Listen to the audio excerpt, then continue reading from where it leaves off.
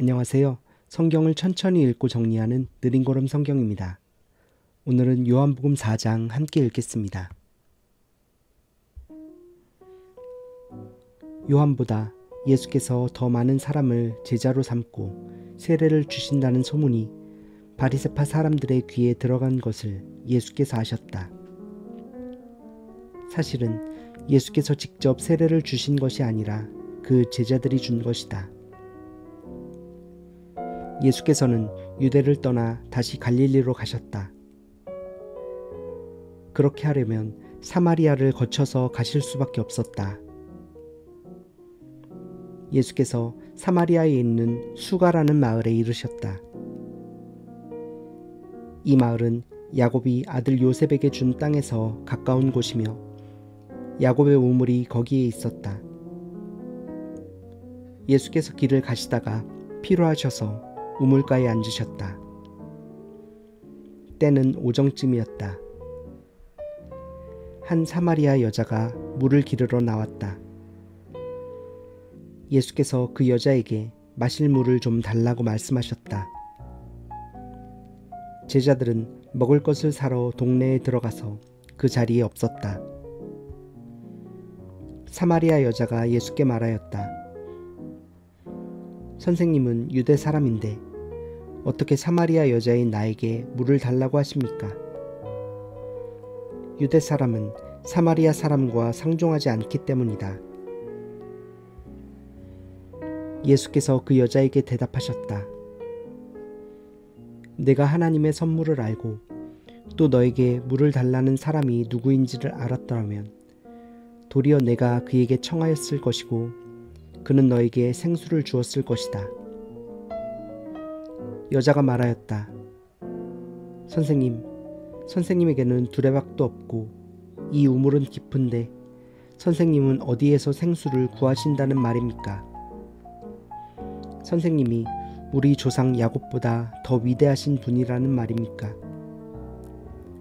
그는 우리에게 이 우물을 주었고 그와 그 자녀들과 그 가축까지 다 이 우물의 물을 마셨습니다. 예수께서 말씀하셨다. 이 물을 마시는 사람은 다시 목마를 것이다. 그러나 내가 주는 물을 마시는 사람은 영원히 목마르지 아니할 것이다.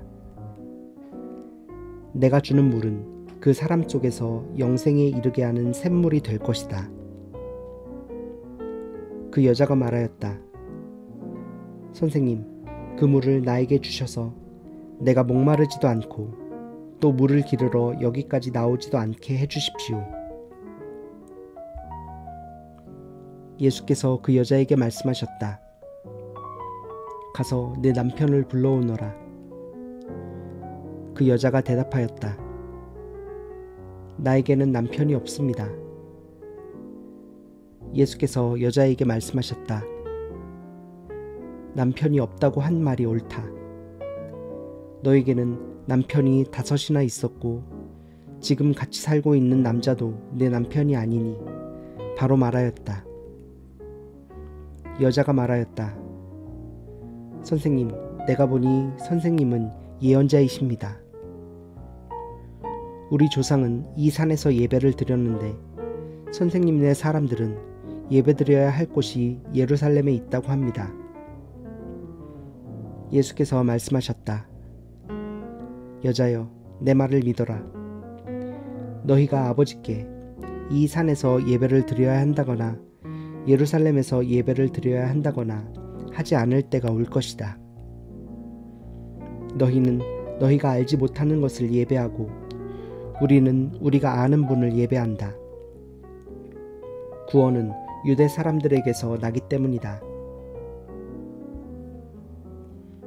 참되게 예배를 드리는 사람들이 영과 진리로 아버지께 예배를 드릴 때가 온다. 지금이 바로 그때이다. 아버지께서는 이렇게 예배를 드리는 사람들을 찾으신다. 하나님은 영이시다. 그러므로 하나님께 예배를 드리는 사람은 영과 진리로 예배를 드려야 한다. 여자가 예수께 말했다. 나는 그리스도라고 하는 메시아가 오실 것을 압니다. 그가 오시면 우리에게 모든 것을 알려주실 것입니다. 예수께서 말씀하셨다.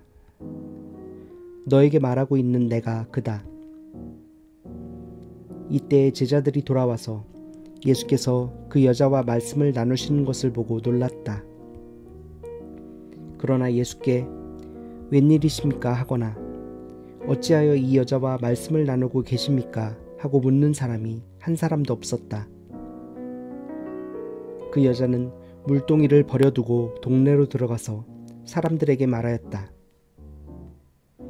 내가 한 일을 모두 알아맞힌 분이 계십니다. 와서 보십시오. 그분이 그리스도가 아닐까요? 사람들이 동네에서 나와서 예수께로 갔다. 그러는 동안에 제자들이 예수께 랍비님 잡수십시오 하고 권하였다. 그러나 예수께서는 그들에게 말씀하시기를 나에게는 너희가 알지 못하는 먹을 양식이 있다 하셨다. 제자들은 누가 잡수실 것을 가져다 드렸을까 하고 서로 말하였다. 예수께서 그들에게 말씀하셨다. 나의 양식은 나를 보내신 분의 뜻을 행하고 그분의 일을 이루는 것이다. 너희는 넉 달이 지나야 추수 때가 된다고 하지 않느냐? 그러나 나는 너희에게 말한다. 눈을 들어서 밭을 보아라. 이미 곡식이 익어서 거둘 때가 되었다. 추수하는 사람은 품삯을 받으며 영생에 이르는 열매를 거두어 드린다. 그리하면 씨를 뿌리는 사람과 추수하는 사람이 함께 기뻐할 것이다. 그러므로 한 사람은 심고 한 사람은 거둔다는 말이 옳다. 나는 너희를 보내서 너희가 수고하지 않은 것을 거두게 하였다. 수고는 남들이 하였는데 너희는 그들의 수고의 결실에 참여하게 된 것이다. 그 동네에서 많은 사마리아 사람이 예수를 믿게 되었다. 그것은 그 여자가 자기가 한 일을 예수께서 다 알아맞히셨다고 증언하였기 때문이다. 사마리아 사람들이 예수께 와서 자기들과 함께 머무시기를 청하므로 예수께서는 이틀 동안 거기에 머무르셨다. 그래서 더 많은 사람들이 예수의 말씀을 듣고서 믿게 되었다. 그들은 그 여자에게 말하였다. 우리가 믿는 것은 이제 당신의 말 때문만은 아니오.